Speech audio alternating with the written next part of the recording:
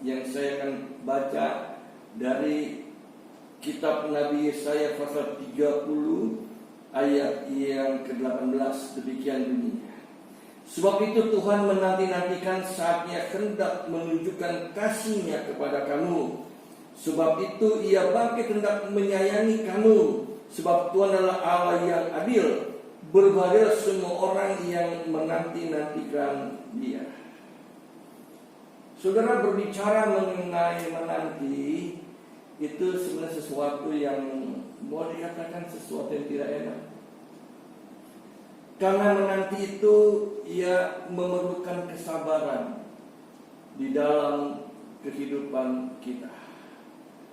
Nah, dari ayat ini kita dapat melihat ya seperti apa yang Allah pesankan kepada Nabi Yesaya, kepada umat-umatnya, yaitu menerangkan bahwa Allah akan bekerja mengikuti waktunya.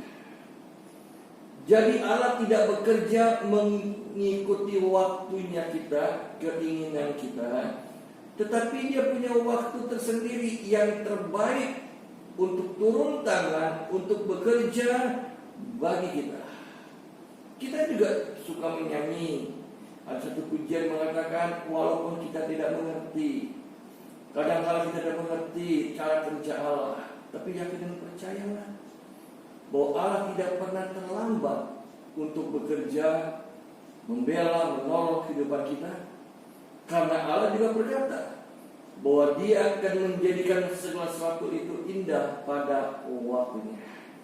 Oleh karena itu, kita sebagai milik kepunyaan Tuhan, belajarlah untuk bersabar, belajarlah untuk menanti ya waktunya Allah bekerja, waktunya Allah menolong kita.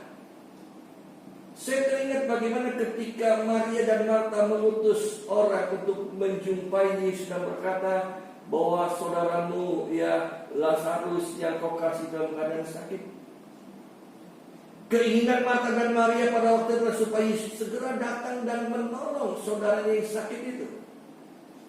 Tetapi kita lihat, kita baca dalam Yohanes 11, Yesus sengaja nginep 2 malam lagi.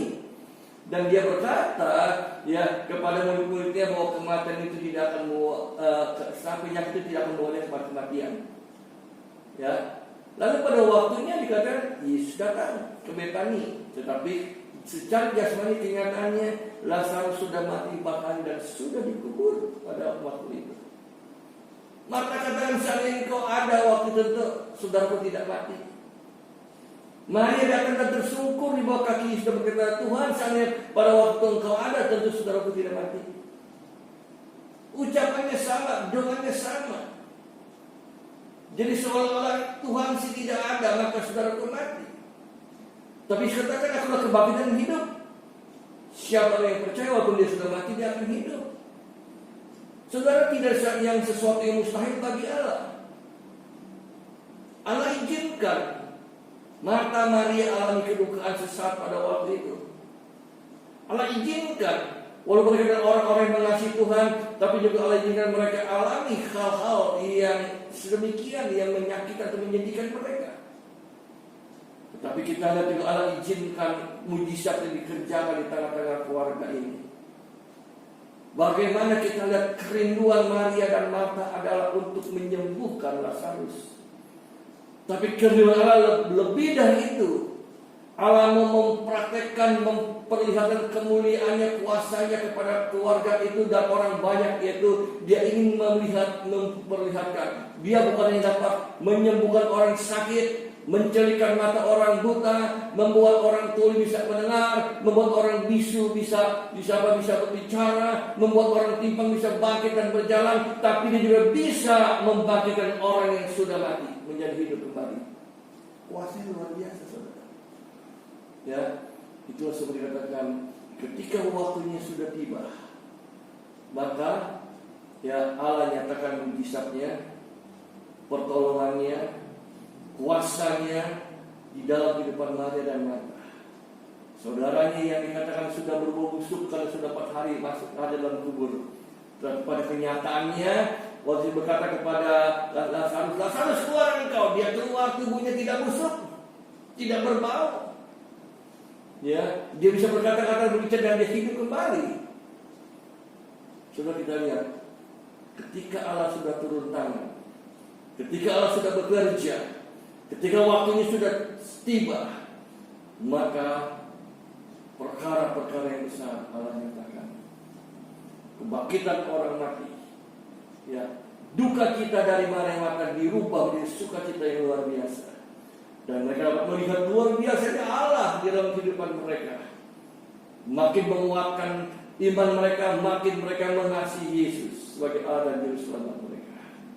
Mari saudara, ya, memang kita sedang menanti-nantikan Tuhan, menanti-nantikan mungkin jawaban doa kita.